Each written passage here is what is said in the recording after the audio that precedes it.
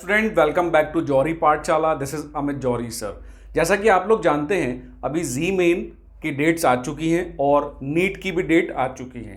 अब हमारे पास जो भी एक टाइम बचा है उसमें बहुत ज़रूरी है कि हम सारे कॉन्सेप्ट, मोस्ट इंपॉर्टेंटली जो कॉन्सेप्ट हैं, जो चैप्टर्स हैं, उसको दोबारा रिवाइज कर लें। ठीक है जी। तो आज मैं इस सीरीज में लेके आया हूँ, इस पूरे टाइम में जो जी मेन का अप्रैल टर्न तक है उस टाइम में पूरे जी मेन फिजिक्स और मैथमेटिक्स और नीट स्टूडेंट्स के लिए मैं फिजिक्स के काफ़ी इंपॉर्टेंट चैप्टर्स को पूरा रिव्यू करूंगा with past year questions, with simple tricks और काफ़ी सारे ऐसे एक्सपेक्टेड क्वेश्चन जिससे आपके न्यूमेरिकल में जो कॉन्सेप्ट है, प्रॉब्लम सॉल्विंग स्किल, वो बहुत ज़्यादा इंप्रूव हो जाएगी। तो बने रहिए मेरे साथ। आज का लेक्चर स्टार्ट करते हैं। हम स्पेशल केस लेके आए हैं इलास्टिक हेड ऑन कोलिजन का। कोलिजन चैप्टर मैंने पहले ही पूरा फुली एक्सप्लेन कर दिया है। उस वीडियो की लिंक मैं डिस्क्रिप्शन में डाल दूंगा, आप आराम से उसको देख लें। उसके बाद आपको कोलिजन में डाउट्स नहीं बचेगा। But after that I thought कि आपका टाइम सेव करने के लिए मैं उन पार्ट्स को, स्पेशल पार्ट्स को, इलास्टिक, परफेक्टली इन इलास्टिक, उनको मैं अलग से लेक्चर बना दूं। तो मैं आज उस पर कर रहा हूं। तो without wasting any further time we will start the elastic head on collision. सबसे पहली बात, हेड ऑन कोलिजन क्या होता है? हेड ऑन कोलिजन होता है one dimensional collision. One dimensional collision का मतलब होता है when bodies are moving in the same straight line before and after the collision. अगर बॉडीज सेम स्ट्रेट लाइन में मूव कर रही हैं before and after the collision, then this type of collision is known as head on collision. It is a type of one dimensional collision. ठीक है जी। अब जब भी हम कोलिजन पढ़ते हैं तो सबसे पहले जो इंपॉर्टेंट चीज आती है, मैंने उस वीडियो लेक्चर में डाल रखी है, वो होती है लाइन ऑफ इंपैक्ट। यह आपको बहुत इंपॉर्टेंट है जानना। लाइन ऑफ इंपैक्ट क्या होता है? इसका न्यूमेरिकल पे बहुत इंपॉर्टेंट इफेक्ट आता है। और दूसरा हमारा जो फिजिकल क्वांटिटी है ई, जिसको हम जानते हैं कोएफिशिएंट ऑफ रेस्टिट्यूशन के नाम से, ये दोनों चीजें जानना आपके लिए बहुत जरूरी है। सबसे पहले लाइन ऑफ इंपैक्ट क्या होती है? जब भी बॉल कोलाइड करती हैं तो उसमें एक पार्ट होता है बिफोर कोलिजन का, एक पार्ट होता है ड्यूरिंग कोलिजन का। तो ड्यूरिंग कोलिजन जब वो आपस में टकराती हैं, कांटेक्ट में आती हैं, तो उनका एक कांटेक्ट पॉइंट होता है। उस पॉइंट पे अगर मैं कॉमन टेंजेंट ड्रॉ कर दूं, अगर ये स्फेरिकल बॉडीज हैं तो उस के परपेंडिकुलर जो लाइन होगी वो होगी line of impact. Line of impact क्यों जरूरी है, मैंने ऐसा क्यों बोला? क्योंकि जो भी आप रिलेटिव वेलोसिटीज कंसीडर करते हैं चेंज इन लीनियर मोमेंटम में, वो आपको along the line of impact वाली लेनी पड़ती है। जो उसके परपेंडिकुलर कंपोनेंट होते हैं उसका कोई इंपॉर्टेंस नहीं होता है। And that is why line of impact is very useful.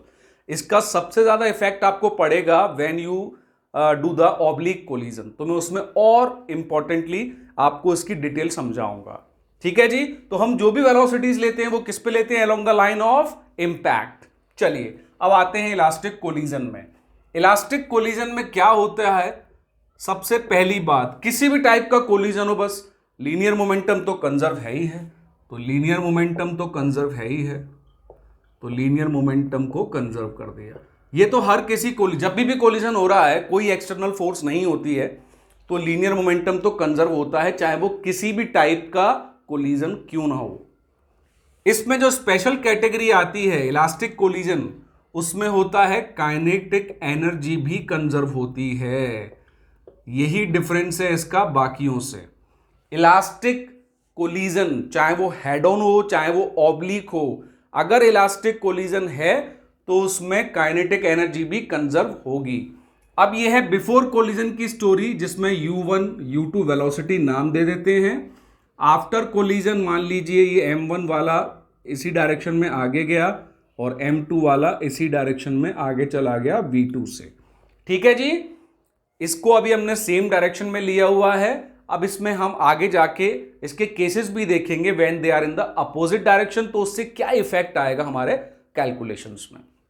तो बिफोर कोलिजन हम पहले लीनियर मोमेंटम कंजर्व करते हैं, पूरे सिस्टम का लेते हैं हम, सिस्टम में दोनों मासेस को मिला के। तो लीनियर मोमेंटम मैंने कंजर्व किया इनिशियल, तो m1u1 प्लस m2u2।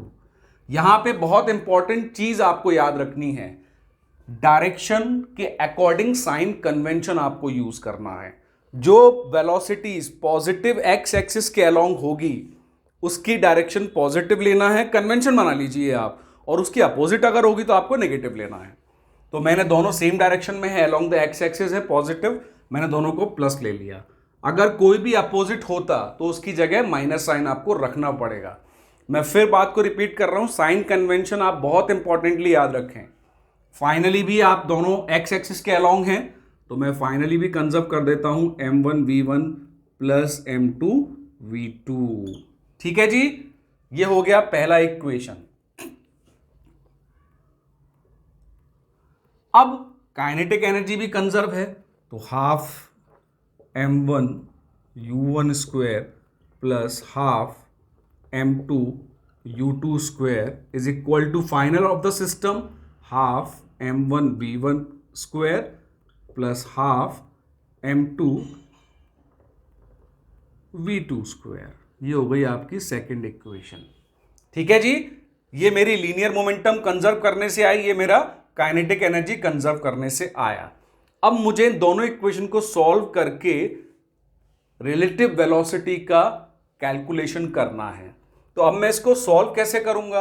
अब मैं इसको एक काम करता हूं, मैं v1 को इस तरफ ले लेता हूं, तो ये हो जाएगा half m1u1 square minus half m1v1 square, और मैं u2 वाले कोफिशिएंट को उधर ले जाता हूं, m2v2 square minus half m2u2 square. ठीक है जी, सेम मैं इसमें भी कर देता हूं लीनियर मोमेंटम की इक्वेशन में। इसको इस तरफ लाऊंगा, m1 में डायरेक्टली कॉमन ले लेता हूं, तो ये हो जाएगा u1 माइनस v1। इस तरफ m2 कॉमन ले लूंगा, तो ये हो जाएगा v2 माइनस u2।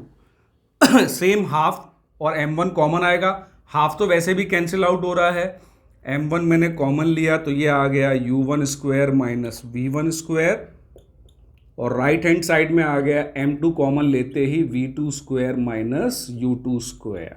ठीक है जी, अब इसमें आ गई हमारी, इस इक्वेशन को सेकंड ना देते हुए मैं इसको सेकंड इक्वेशन नाम दे देता हूं। अब आप देख रहे हो यहां पर फिजिक्स एंड हो गया, थोड़ा सा मैथमेटिक्स यूज करना पड़ेगा। हमें फर्स्ट और सेकंड इक्वेशन को आपस में डिवाइड करना है, और इसमें a square minus B square के फॉर्मूले से जब हम डिवाइड करेंगे तो u1 माइनस v1 कैंसिल हो जाएगा, और m1 तो क्या बचेगा u1 plus v1, same here v2 plus u2 बचेगा। तो आप देखेंगे यहां पर u1 minus u2 equal to v2 minus v1 आ गया, which is a very important result. अब u1 माइनस u2 क्या है और v2 माइनस v1 क्या है? जब भी हम कोलिजन पढ़ते हैं तो हमें दो वेलोसिटी सिखाई जाती हैं, मोस्ट प्रिसाइसली दो रिलेटिव वेलोसिटी बताई जाती हैं। एक होती है वेलोसिटी ऑफ अप्रोच, क्या होती है? वेलोसिटी ऑफ अप्रोच, और दूसरी होती है वेलोसिटी ऑफ सेपरेशन।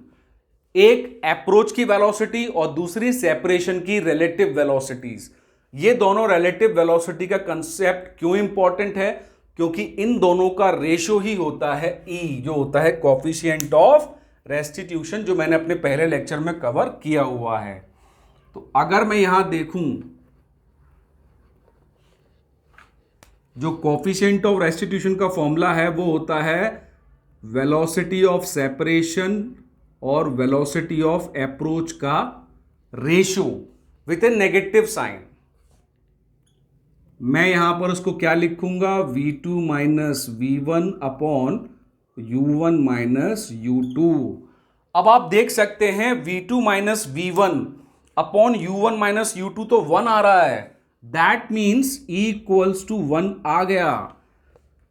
तो इससे हमें यह प्रूव हो गया कि हम जानते हैं कि कभी भी इलास्टिक कोलिजन होता है तो कोफिशिएंट ऑफ रेस्टिट्यूशन 1 होता है, जो हमने यहां पर प्रूव भी कर दिया विद द कैलकुलेशन। तो इलास्टिक हेड ऑन कोलिजन में जब हम पढ़ रहे हैं और हेड ऑन हटा देते हैं, इलास्टिक कोलिजन में जो बातें सामने निकल के आई वो क्या क्या निकल के आई, मैं यहां पर नोट डाउन कर देता हूं उसमें।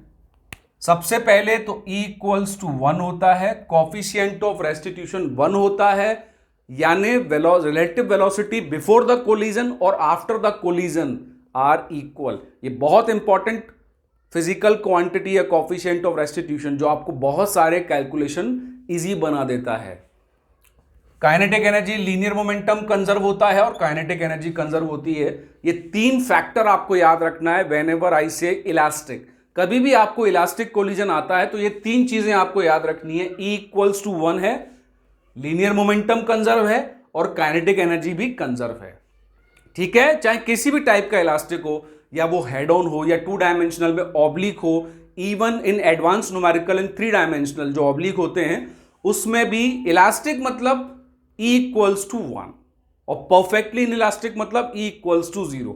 इसको काफी डिटेल में मैंने अपने जो कोलिजन का फुल वीडियो डाला है उसमें डिस्कस किया हुआ है, आप उसको एक बार जरूर देख लें इसके देखने से पहले। ठीक है जी, तो ये आ गया हमारा फॉर्मूला। अब हम यहां से V1 V2 कैलकुलेट कर सकते हैं, तो मैं यहां से V1 V2 कैलकुलेट करता हूं, इन सबको मैं रब कर देता हूं। अब इलास्टिक हेड ऑन में मेरे पास मुझे V1 और V2 कैलकुलेट करना है in terms of U1 and U2। तो मैं कैलकुलेट करूंगा, जो दोनों इक्वेशन बनाई थी उसी के अकॉर्डिंग मैं कैलकुलेट करूंगा, उसी से मैथमेटिक्स लगा के। तो मेरा V1 मुझे मिल जाएगा M1 minus M2 upon M1 plus M2 into U1 plus M2 M2 upon M1 plus M2 into U2। ठीक है जी, और मुझे V2 मिल जाएगा इस केस में M2 minus M1 upon M1 plus M2। फॉर्मूले बहुत इंपॉर्टेंट होते हैं, साथ साथ नोट करते हुए चलें आप, क्योंकि अगर आपको फॉर्मूले माइंड में स्टोर्ड हैं, अगर आपकी मेमोरी स्किल काफी शार्प है, तो आप इजीली उसका प्रॉफिट ले सकते हैं।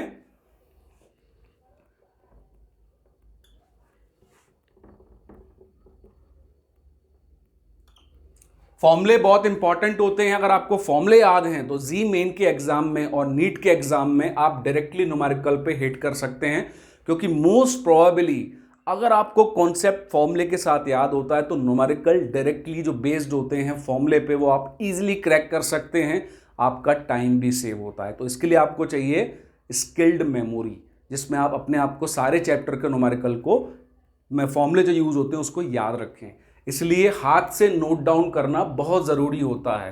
तो ये V1 V2 आ गया मेरा in terms of elastic head on collision, U1 U2 की फॉर्म में मैंने निकाल लिया।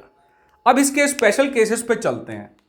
ये तो जनरल बात हो गई इलास्टिक हेड ऑन कोलिजन की, अब इसके स्पेशल केसेस क्या हैं, तो आप ये चीजें याद रखना। व्हेनेवर इलास्टिक है, मैं दोबारा रिपीट कर रहा हूं, E इक्वल्स टू 1 मतलब कोएफिशिएंट ऑफ रेस्टिट्यूशन 1 है, मींस रिलेटिव वेलोसिटी बिफोर और आफ्टर कोलिजन सेम है, मतलब relative velocity of approach and relative velocity of separation are equal. Second thing, linear momentum और काइनेटिक एनर्जी दोनों कंजर्व्ड हैं in elastic collision, चाहे वो किसी भी टाइप का हो। अब हम आते हैं इसके स्पेशल केसेस पर। सबसे पहला स्पेशल केस हम लेते हैं, अब मैं आता हूं इसके स्पेशल केस पर। Special case number 1, let us suppose both the bodies have the same masses. अगर ऐसा क्वेश्चन आए कि दोनों बॉडीज के मासेस सेम हैं और आइडेंटिकल हैं, दैट मीन्स क्या हो जाता है, M1 is equal to M2। तो ये बना पहला स्पेशल केस। अब इससे क्या होगा, स्पेशल केसेस मैं क्यों बता रहा हूं अलग से, क्योंकि जब स्पेशल केसेस पे न्यूमेरिकल आएंगे तो you can easily identify them without wasting time, directly put the formula to get the answer. That's why special cases आपको मैं बता रहा हूं। तो M1 इक्वल टू M2 आ गया। अब ये पहला स्पेशल केस, दोनों बॉडी आइडेंटिकल है, मतलब दोनों का मास आइडेंटिकल है। तो देखते हैं वेलोसिटी के साथ क्या होगा। तो V1 क्या हो जाएगा, ये पार्ट तो जीरो हो गया, M1 minus M2 M minus M, ये पार्ट बचा 2M अपॉन 2M, ये भी कट गया। अरे V1 वेलोसिटी U2 के इक्वल आ रही है, इसमें डालेंगे एम एम इक्वल है M1 M2, तो क्या मिलेगा आपको? V2 इक्वल टू U1 आ रहा है। कितना इंपॉर्टेंट केस है, आप इस स्पेशल केस में याद रखना, अगर दोनों की मासेस सेम कर दिए जाएं in elastic head on collision, they just interchange their velocities. जिस वेलोसिटी से पहली body, first body that means M1 वाली बॉडी मूव कर रही थी बिफोर कोलिजन, उस वेलोसिटी से सेकंड वाली बॉडी मूव करेगी आफ्टर द कोलिजन। मतलब वेलोसिटी का इंटरचेंज हो गया है between the two bodies in elastic head on collision when masses are same. ये टैगलाइन आप याद रखना, न्यूमेरिकल इजी हो जाएंगे बहुत ज्यादा। आप न्यूमेरिकल को देखते ही बता दोगे कि डायरेक्टली मुझे ये फॉर्मूला इसमें लगाना है। एग्जाम हॉल में जब बहुत प्रेशर में होते हो ना आप, तो आपको डेरिवेशन सूझता है जब आपको फॉर्मूले याद नहीं होते। उससे बचने के लिए अपने हाथ से नोट डाउन करें किस कंडीशन में लगाना है, इलास्टिक हेड ऑन में लगाना है, क्या लगाना है अगर दोनों मासेस सेम हो। ये वेलोसिटीज इंटरचेंज हो जाती है जो मैंने यहां लिख दिया, तो कितना इजी हो गया ये फाइंड करना। ठीक है जी, वेलोसिटीज इंटरचेंज हो गई। ये हुआ आपका पहला केस। अब इसी में एक सब केस बनाते हैं। मैं जो भी स्पेशल केस करूंगा उसमें सभी में मैं एक सब केस करता जाऊंगा। तो इसका सब केस बनाते हैं। इसी केस में मासेस तो इक्वल है ही हैं, लेट अस add one more important thing कि सेकेंड बॉडी या फर्स्ट बॉडी में कोई एक बॉडी अपन रेस्ट पे ले लेते हैं। दोनों में से कोई एक बॉडी रेस्ट पे ले लेते हैं। Let us take U2 equal to 0। मतलब सेकेंड बॉडी को मैंने रेस्ट में एज्यूम कर लिया अंडर दिस कैटेगरी, मासेस में सेम मान के चल रहा हूं। अब मैंने उसमें एक और स्पेशल चीज ऐड कर दी कि भाई सेकेंड बॉडी रेस्ट में है, सेम रिजल्ट आएंगे फर्स्ट बॉडी अगर रेस्ट में होगी, इसलिए मैं कोई एक को रेस्ट में ले रहा हूं। अगर मैं U2 0 ले लूं तो V1 0 हो जाएगा और V2 तो अपनी स्पीड से इंटरचेंज में चलता जाएगा। अब इसका कितना इंपॉर्टेंट मीनिंग आया ये जब न्यूमेरिकल में आएगा, और ये आपको अगर पहले से ही पता होगा तो आपको काफ़ी सारा टाइम सेव हो जाएगा। इसका मतलब ये है कि एक बॉडी आई, उसने U1 से आई, उसने एक सेकंड बॉडी जो रेस्ट में थी U2 इक्वल टू 0, इसको कोलाइड किया हेड ऑन इलास्टिकली। तो आफ्टर द कोलिजन आप देखेंगे M1 अपनी जगह पे हो गई वापस, अब ये रेस्ट में आ गई। पहले ये रेस्ट में थी, अब फर्स्ट बॉडी रेस्ट में आ गई आफ्टर द कोलिजन, और जो M2 बॉडी थी वो चली गई U1 से, जिससे फर्स्ट बॉडी जा रही थी। कितना इंपॉर्टेंट रिजल्ट आ गया हमारे सामने। तो आप नोट डाउन कर लें कि इलास्टिक हेड ऑन कोलिजन में अगर मासेस सेम है और कोई एक बॉडी रेस्ट में है, तो जो बॉडी रेस्ट में है आगे जाने के बाद सेकंड बॉडी रेस्ट में हो जाएगी और फर्स्ट बॉडी उस वेलोसिटी से मूव करेगी जिससे फर्स्ट बॉडी मूव कर रही थी। क्लियर है? काफी इंपॉर्टेंट है, तो आपको इजीली टाइम सेविंग हो जाएगा अगर आप ये सारे कॉन्सेप्ट स्पेशल केसेस में याद रखते हैं। तो ये तो हुआ हमारा स्पेशल केस 1 जिसमें हमने सब कैटेगरी भी डिस्कस किया। अब हम आते हैं स्पेशल केस नंबर 2 पर। अब हम आते हैं स्पेशल केस नंबर 2 पर। अब हम एक एजम्पशन करके चलते हैं कि दो बॉडीज जो कोलाइड कर रही हैं उसमें से एक बहुत ही हैवी बॉडी है। जो दो बॉडी का कोलिजन हो रहा है उसमें से एक बॉडी बहुत हैवी है। अच्छा, यहां पर कई बार वो न्यूमेरिकल में प्रोजेक्टाइल और टारगेट यूज करते हैं। प्रोजेक्टाइल वो होता है जो टक्कर मारता है, कोलिजन करता है, उसकी वजह से कोलिजन हुआ होता है, और टारगेट वो होता है जिसमें कोलिजन हो रहा है सेकंड बॉडी। तो अगर मान लो फर्स्ट बॉडी जो प्रोजेक्टाइल है वो बहुत बड़ा हैवी ट्रक है, ट्रॉली है। अगर ट्रॉली अच्छी ना लग रही हो तो प्लीज फॉरगिव मी, यहां पर साइंस ज्यादा इंपॉर्टेंट है। ये ड्राइवर साहब बैठे हुए हैं, ठीक है जी। ये ड्राइवर साहब हाथ स्टीयरिंग पे रखे हैं और ये एक साइकिल है छोटी सी आगे, ये इसका हैंडल आ गया, और यहाँ पर एक सीट लगी है, यहाँ पर वो भाई साहब बैठे हैं जो साइकिल चला रहे हैं आगे की तरफ।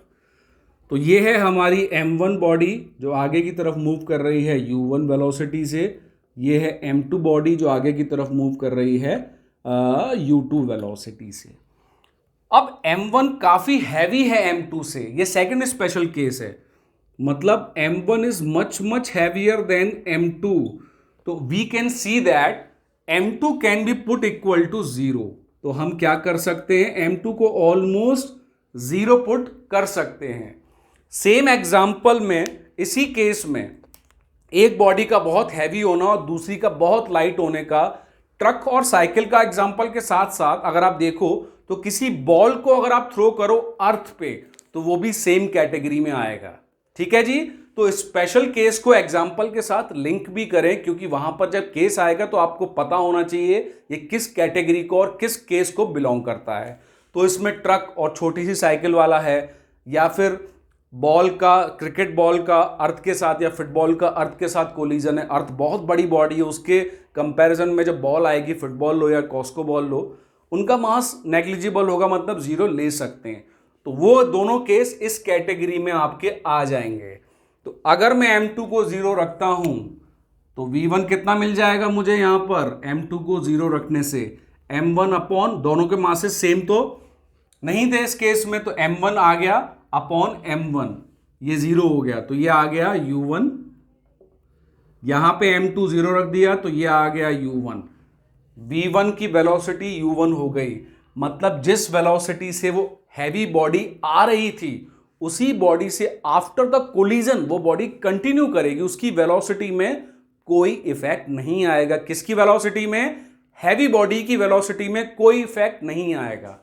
तो लाइटर के साथ क्या होगा, लाइटर में अगर m2 को 0 रखते हैं तो ये तो 0 हो गया, ये नीचे भी 0 हो गया, ये आ गया -u2, m2 0 रख दिया, ये कट गया, plus 2u1, sorry 2m1 u1, ये m1 मैं यहां पर भूल गया हूं,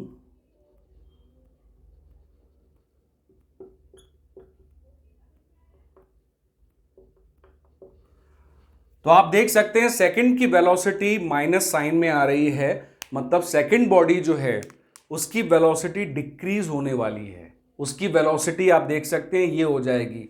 फर्स्ट बॉडी की वेलोसिटी में कोई इफेक्ट नहीं आने वाला है, सेकंड बॉडी की वेलोसिटी चेंज हो जाएगी जो लाइटर बॉडी है।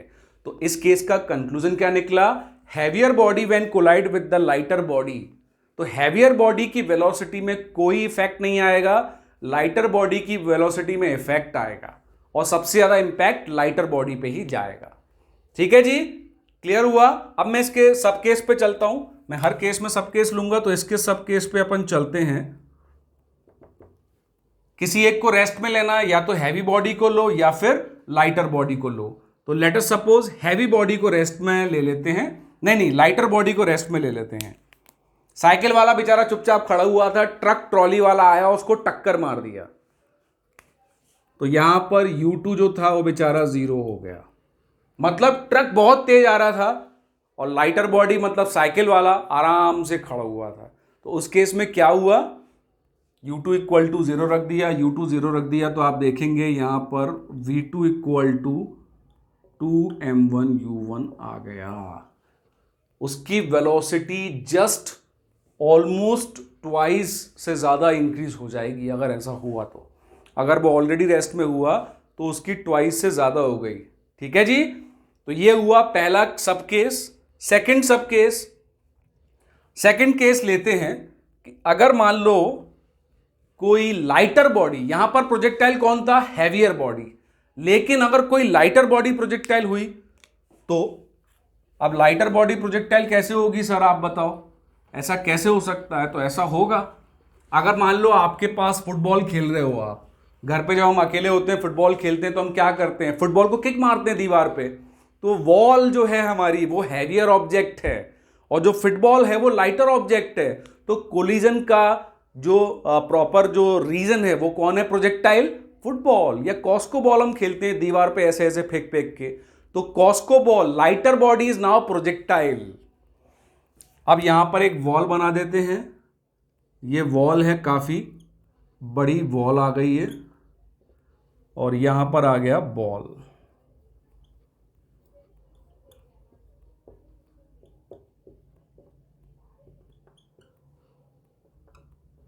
अब हमने क्या कर लिया इस केस में, थर्ड केस में projectile is a lighter body. इसी केस में आप देख सकते हैं अर्थ का एग्जांपल विथ बॉल के साथ।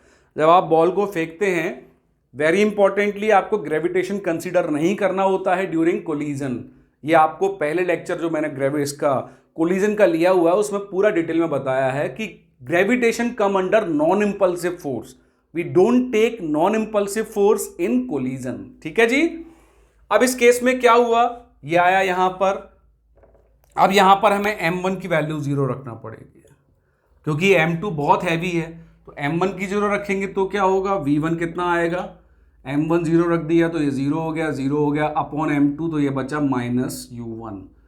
m1 0 रख देंगे, ये 2 कट गया, plus 2m2 u2। v2 calculate करते हैं, m1 को 0 रख दो, ये तो 0 हो गया पूरा। ये क्या बचा, m1 को 0 रखने के बाद m2 अपॉन m1 को 0 रख दिया तो m2 तो कट गया, ये बचा सिर्फ u2। ओ बॉस, यहां पर अगेन वही रिजल्ट सामने आया कि हैवियर ऑब्जेक्ट की बॉडी में कोई इफेक्ट नहीं आएगा, था सेम रिजल्ट। नाउ सेकंड सब केस, इसी में सब केस पढ़ लेते हैं। मान लो वॉल रेस्ट में है, वॉल अगर रेस्ट में है, अब ये मूव नहीं कर रही है, तो मतलब u2 की जगह मुझे 0 रखना पड़ेगा। अगर मैं u2 की जगह 0 रखता हूं तो v2 भी 0 आ जाएगा। मतलब ना तो पहले मूव कर रही थी ना बाद में मूव करेगी heavier object during this collision. बहुत आसानी से इस केस को हम सेकेंड वे से भी समझ सकते हैं। अगर कोई बॉल आप अर्थ पे फेंक के मारते हैं तो अर्थ की वेलोसिटी पहले भी रेस्ट में थी, अब भी रेस्ट में रहेगी क्योंकि वो हैवियर ऑब्जेक्ट है। हमने यहां प्रूव भी कर लिया है। जो भी वेलोसिटी का इफेक्ट आएगा वो बॉल पे आएगा, ऑफ कोर्स माइनस साइन के अकॉर्डिंग वो अपोजिट डायरेक्शन में वापस आएगी। तो ये हुआ हमारा इलास्टिक हेड ऑन कोलिजन का पूरा रिवीजन। ठीक है जी। इसके साथ साथ आप मेरा पूरा कोलिजन का जो फुली मैंने एक्सप्लेन किया है वो वीडियो भी देखें। ठीक है, टाइम बहुत कम है। बहुत इंपॉर्टेंटली आपको बहुत ज्यादा प्रीसाइसली टाइम मैनेजमेंट करके रखना है। फालतू के चक्कर में ना पड़े। इस समय सुबह से शाम तक का अपना अच्छे से टाइम टेबल बनाएं। उस टाइम टेबल को बनाने के बाद फॉलो भी करें। कई लोग होता है दरवाजे पे टाइम टेबल चिपका के रखा हुआ है, रोज देखते हैं, चेंजेस करते हैं, बट फॉलो नहीं करते हैं। If you are a serious aspirant, please follow a time table. Make time table जो आपके अकॉर्डिंग प्रैक्टिकली हो। हाइपोथेटिकल टाइम टेबल नहीं बनाएं।